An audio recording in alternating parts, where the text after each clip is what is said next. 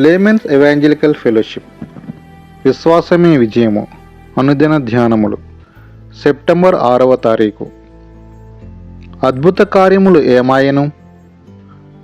ఇశ్రాయేలీయులు మిద్యానీయుల వలన మిక్కిలి హీనదశకు వచ్చినప్పుడు వారు యెహోవాకు మొర్రపెట్టిరి. న్యాయాధిపతుల గ్రంథము 6వ అధ్యాయము 6వ వచనము. ఇశ్రాయేలీయులు ఎప్పుడు పాపము చేసిరో అప్పుడు వారి శత్రువులు వారి మీద ప్రభుత్వము చేయుటకు దేవుడు అనుమతించెడివాడు. పరిస్థితులు కఠినముగా ఉన్నప్పుడు వారు దేవునికి మొర్రపెట్టేడివారు. తరచుగా మనకు కఠిన పరిస్థితులు వస్తే మనము దేవుని స్తుతించాలి. అంతా బాగుండి సాఫీగా కార్యములు జరుగుచున్నప్పుడు మనము చాలా మంచి క్రైస్తవులమని అనుకుంటాము.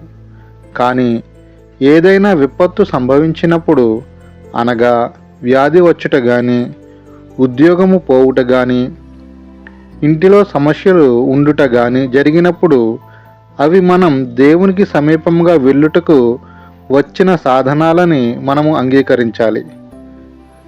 దేవునిపై నింద మోపకూడదు. దేవుడు నన్ను శిక్షిస్తున్నాడు అని ఏమాత్రం చెప్పకూడదు. అయితే మనలను తగ్గించుకొనుటకు ఇది ఒక తరుణము అని ఎంచుకోవాలి. పరిస్థితులు కఠినంగా ఉన్నప్పుడు ఇశ్రాయేలీయులు మొర్రపెట్టిరి. దేవుడు తన దూతను ఒక యవ్వనస్తుని యొద్దకు పంపాడు. మిద్యానీయులకు మరుగయుండునట్లు గానుగ చాటున గోధుమలను దుల్లగొట్టుచున్నాడని గిద్యోనును గూర్చి బైబిలు చెప్పుచున్నది.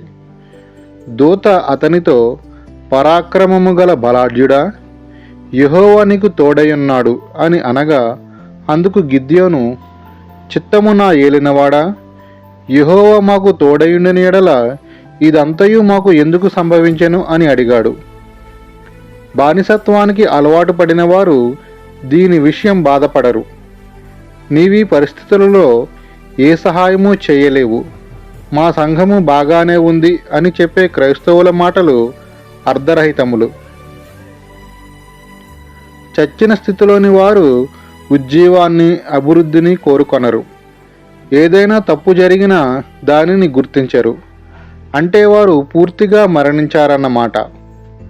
గిద్యోను అలా పూర్తిగా చావలేదు. మా పితరులు మాకు వివరించిన ఆయన అద్భుత కార్యములన్నీ ఏమాయెను అని గిద్యోను అడిగాడు. అవన్నీ కాకమ్మ కథలేనా?